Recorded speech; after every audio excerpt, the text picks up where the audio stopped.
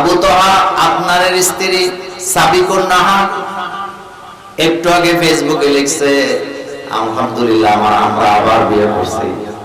তো কেন করছে সে ব্যাখ্যা দিছে, আমার মেয়ে আমার ছেলে একে অপর অর্থাৎ বাবা ফেরত পেয়েছে, মা ফেরত পেয়েছে।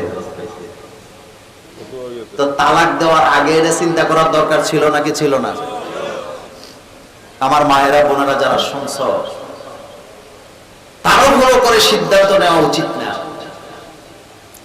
যাদের বাচ্চা আছে তারা তালাকের দিকে যাওয়া উচিত নয়, বরং পাহাড় সমান ধৈর্য ধরা দরকার।